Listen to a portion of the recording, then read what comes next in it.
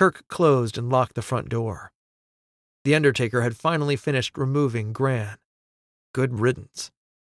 He was tired, a combination of lack of money, stress, and alcohol. It would be good to get to bed. The funeral was in the early afternoon, followed by the burial, so he would be able to sleep in, thank God. He'd been working around the clock on the campaign, drumming up backers and calling in favors. Advertising was exorbitantly expensive, so Gran's death was a godsend in more ways than one. He intended to milk this funeral for all it was worth. His campaign had contacted public relations at the local TV stations, and he intended to wine and dine the reporters before the funeral so that he would be front and center on the evening news. He walked down the hallway, shutting off lights and checking rooms, and he felt an overwhelming sense of triumph as he did so. The house and grounds were his, the perfect jewel for the future governor. He imagined his future wife and children. They would be strong, young men befitting of a governor, and perhaps following in his footsteps. They would become a political family, like the Kennedys. Grandiose thoughts ran through his head. He would need to dissolve the relationship with his current girlfriend, of course. She had been an interesting diversion. But he needed someone with more style, more class, someone with a pedigree. Livy rose to his mind unbidden. It was possible. The laws of consanguinity, moral or otherwise, did not apply. However, his opponent might think otherwise and imply something incestuous. Ah well, he would find someone to fulfill the role. He climbed the stairs and turned to take in the view of the sweeping staircase, the lilies in the alcoves, and the marble flooring. All were his at last. He woke much later. He had taken a bottle of whiskey up with him for one last nightcap on his balcony, and now he was shivering. The night had grown cool, and breezes from the ocean prickled along his skin. He rubbed his face, feeling the night air's dampness, and he licked at the salty dryness on his lips.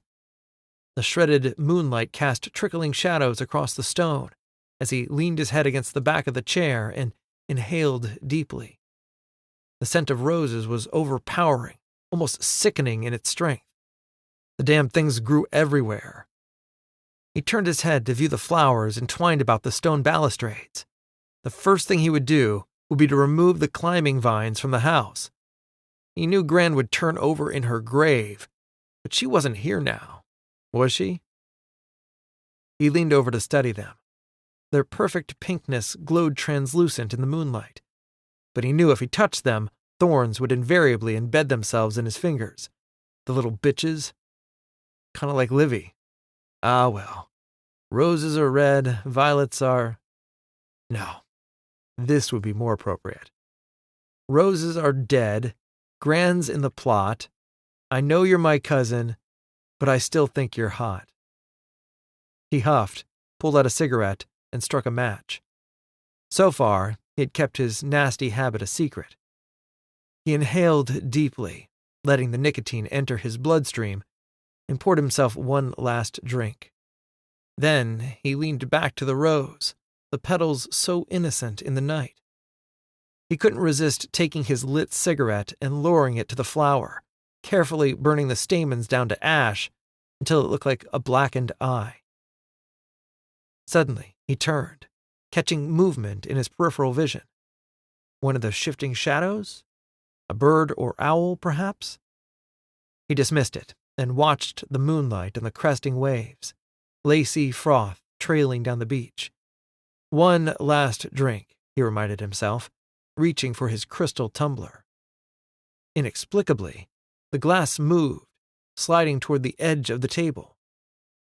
He reached for it again, noting the slick surface of the table, the crystal reflecting the moonlight, and the whiskey dark in the glass. It moved again, closer still to the edge. What the?